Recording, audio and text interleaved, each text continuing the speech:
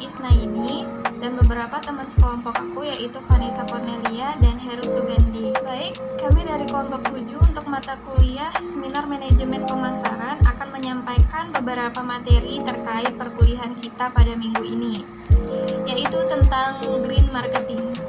Happy watching! Baiklah, pada kesempatan kali ini saya akan membahas terlebih dahulu tentang pendahuluan dari green marketing itu sendiri. Nah, yang pertama, kita dapat melihat pandangan suatu organisasi terhadap pengertian green marketing. Jadi, menurut American Marketing Association atau AMA dalam Hawkins dan Motherbock 2010-294, menurut mereka, green marketing merupakan pemasaran produk yang dianggap aman bagi lingkungan. Jadi, green marketing ini menggabungkan berbagai aktivitas termasuk modifikasi produk, perubahan pada proses produksi, perubahan kemasan, serta modifikasi iklan. Yang kedua, kita dapat mengambil pengertian dari green marketing ini melalui beberapa pendapat para ahli terdahulu. Jadi di sini saya mengambil dua pendapat dari para ahli. Yang pertama itu dari Salmon and Stewart. Yang kedua saya mengambil pendapat dari Plinsky. Nah, kita bahas yang pertama dulu ya. Jadi menurut Salmon dan Stewart dalam Irandus dan Bamdad 2014, beliau mengatakan bahwa green marketing ini bisa didefinisikan sebagai strategi pemasaran yang mendukung lingkungan yang dapat dilakukan dengan cara menciptakan keuntungan terhadap lingkungan. Dan hal ini didasari oleh apa yang konsumen harapkan gitu. Nah, yang pendapat yang kedua itu menurut Plinsky tahun 1994. Jadi menurut beliau, green marketing itu dapat didefinisikan sebagai konsistensi dari seluruh aktivitas yang mendesain pelayanan dan fasilitas bagi kepuasan, kebutuhan, dan keinginan manusia tanpa menimbulkan dampak terhadap lingkungan alam. Nah, jadi dapat kita simpulkan dari kedua pendapat tadi bahwa green marketing ini lebih fokus kepada lingkungan alam. Jadi mereka lebih memperhatikan kondisi lingkungan alam sekitar gitu tanpa memberikan dampak negatif yang berlebih terhadap lingkungan alam. Nah, poin selanjutnya yang akan saya bahas kepada teman-teman yaitu tentang green marketing. Menurut John Grant tahun 2007.212 terdapat tujuan green marketing yang dibagi menjadi 3 tahap. Yang pertama yaitu di tahap green, yang kedua ada di tahap greener, yang ketiga ada di tahap greenest. Nah, di tahap pertama ini perusahaan itu harus memiliki tujuan ke arah komunikasi bahwa merek atau perusahaan merupakan peduli lingkungan hidup gitu. Jadi green merupakan tahapan awal bagi perusahaan yang menerapkan konsep green marketing. Yang kedua ada di tahapan greener. Di samping untuk komersialisasi atau tujuan utama perusahaan, greener juga dapat digunakan untuk mencapai tujuan yang memiliki pengaruh terhadap lingkungan hidup. Perusahaan mencoba merubah gaya hidup konsumen dalam mengkonsumsi dan menggunakan produk. Yang terakhir itu ada di tahap greenest. Jadi saat ini perusahaan berupaya untuk merubah budaya konsumen ke arah yang lebih peduli ke lingkungan hidup. Yang diharapkan dari budaya konsumen adalah kepedulian terhadap lingkungan dalam seluruh aktivitas tanpa terpengaruh oleh produk yang ditawarkan.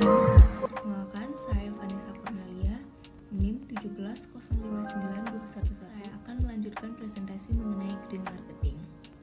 Yang pertama adalah manfaat green marketing. Menurut John Grant tahun 2007, terdapat 3 manfaat dari green marketing, yaitu yang pertama adalah dapat menghasilkan produk yang ramah lingkungan. Yang kedua, para produsen dan pemasang iklan dapat mengembangkan produk yang mereka upayakan untuk memenuhi keinginan masyarakat yang peduli akan lingkungan. Yang ketiga, dapat menciptakan suatu inovasi serta kecintaan terhadap lingkungan yang membuat perusahaan menjadi lebih inovatif, baik inovatif dalam input, proses, output, bahkan strategi marketing atau pemasarannya. Yang kedua adalah komponen green marketing. Menurut Wu dan Chen tahun 2014, terdapat beberapa komponen yang ada di dalam green marketing, yaitu yang pertama adalah green customers, merupakan orang-orang yang melakukan pembelian serta mengkonsumsi produk-produk yang aman bagi tubuh dan lingkungannya. Yang nitrogen untuk bisa menjaga lingkungannya. Yang kedua adalah green production process.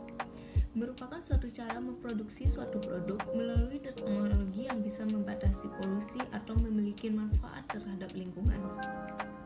Yang ketiga adalah green financial affairs. Merupakan jenis-jenis pendekatan akuntansi yang mencoba untuk mempertimbangkan nilai-nilai keuangan dan moneter untuk investasi ekologi dan kerusakan hutan.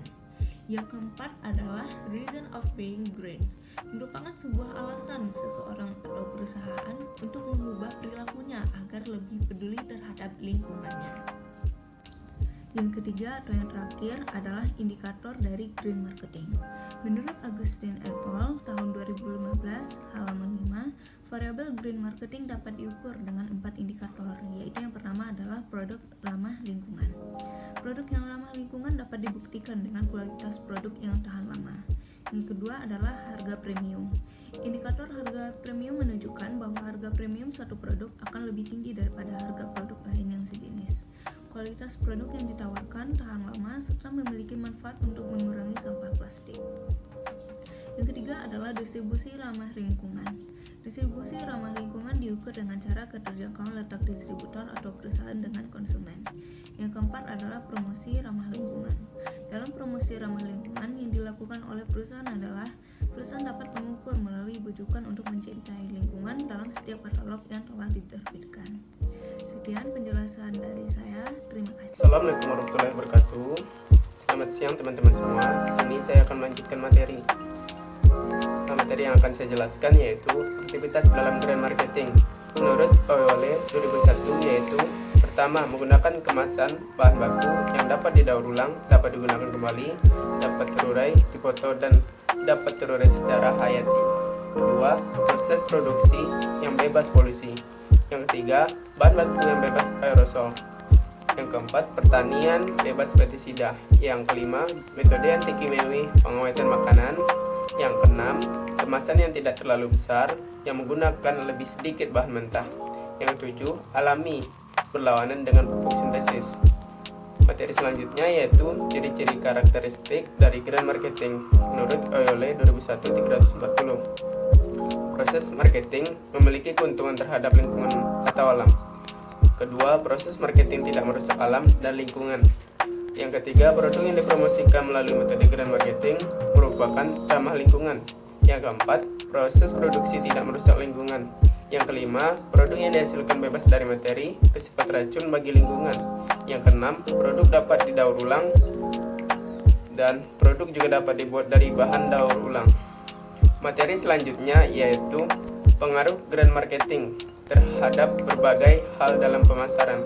Pertama, minat beli merupakan yang timbul karena adanya perasaan tertarik dan ingin memiliki terhadap suatu barang atau jasa yang diharapkan menurut Sigmund dan Knuth 2007 dan 2001. Yang kedua, keputusan pembelian. Proses evaluasi yang dilakukan oleh calon konsumen untuk mengkombinasikan yang dimiliki terhadap dua pilihan atau lebih alternatif produk dan memilih satu produk yang diinginkan. Menurut Peter dan Olson 2000 sampai 163. Mungkin sekian, hanya ini saja yang dapat saya jelaskan. Sekian dan terima kasih. Terima kasih kepada Vanessa dan Heru yang sudah menyampaikan materi tentang green marketing. Semoga apa yang kami bahas pada hari ini dapat teman-teman pahami secara baik. Dan jika teman-teman ada yang mau ditanyakan, teman-teman bisa ketik pertanyaan teman-teman di kolom komentar di bawah ini. Kami dari kelompok 7 mengucapkan terima kasih kepada teman-teman yang sudah berpartisipasi. Assalamualaikum warahmatullahi wabarakatuh.